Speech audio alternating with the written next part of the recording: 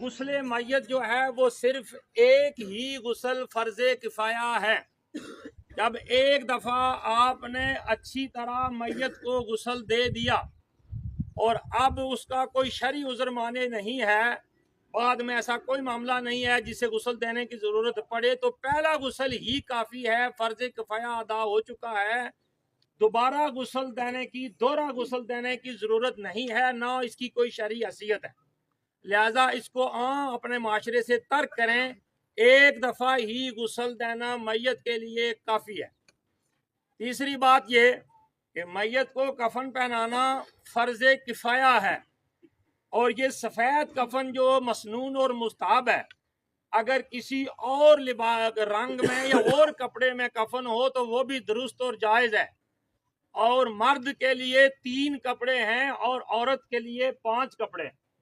اور بعض لوگ کفن پہنانے میں بڑا ڈرتے ہیں، پتہ نہیں کیا فلسفہ ہے، کوئی فلسفہ نہیں ہے، یہ 2 چادریں بڑی ہیں اور ایک قمیض ہے، جس کو آپ لفافہ کہتے ہیں، تو ایک بڑی چادر جو ہے وہ نیچے بچھائیں، اس کے اوپر تھوڑی سی چھوٹی چادر ہے وہ اس کے اوپر بچھائیں، اس کے اوپر بغیر سیلی ہوئی قمیض کو بچھائیں، اور میت کو رکھ کے تو ترتیب سے پہلے قمیض ہے، پھر چھوٹی چادر ہے، پھر اوپر لفافہ لپیٹ دیں، اتنی تو بات ہے۔ تو مرد کے لیے 3 کپڑے ہیں اور عورت کے لیے 5 کپڑے ہیں کفن میں، اور کفن دینا شرعی حیثیت فرض کفایہ ہے۔ اگر کوئی بھی کفن نہ دے تو سارے گناہگار ہیں۔ اگر محلے میں سے، گھر میں سے، علاقے میں سے کوئی بھی کسی مسلمان کو کفن پہنا دے تو سب کی طرف سے فرض ادا ہو جاتا ہے۔ اس سے آگے جو چل کر جب نماز جنازہ ہم ادا کرتے ہیں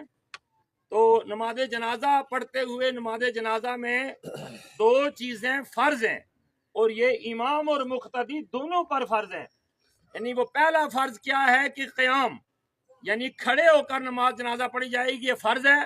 دوسرا فرض یہ ہے کہ 4 تکبیرات کہنا، اور وہ اتنی آواز سے کہیں، امام اونچی آواز سے کہے، مقتدی آہستہ آواز میں، اور یہ سن سکے کہ میرے کانوں نے سنا ہے کہ میں نے کیا کہا ہے، چونکہ منہ بند کر کے لفظ ادا نہیں ہوتے۔ یہی آپ نے دعا پڑھتے ہوئے بھی خیال کرنا ہے، مطالعہ نہیں کرنا، قرات کرنی ہے، اتنی زبان سے لفظوں کو ادا کرنا ہے کہ آپ کے کانوں میں آواز پڑے کہ میں کیا پڑھ رہا ہوں۔ اور 3 جو سنتیں ہیں، چونکہ علماء فقہ نے لکھا ہے کہ یہ سنتیں موقدہ ہیں، یعنی نماز جنازہ میں مختلف دعائیں جو پڑھی جاتی ہیں، یہ دعائیں پڑھنا سنت ہے، اور پہلے اللہ کی حمد و ثنا، حضور کی بارگاہ میں درود و سلام، اور میت کے لیے مغفرت کی دعا، اور آخر پہ جب 4تھی تکبیر مکمل ہو جائے تو دونوں ہاتھ کھول کر کھلے ہاتھوں سے دائیں اور بائیں سلام پھیریں۔ یہ وہ مختصر سے بنیادی مسائل ہیں نماز جنازہ کے حوالے سے جن کا جاننا ضروری ہے۔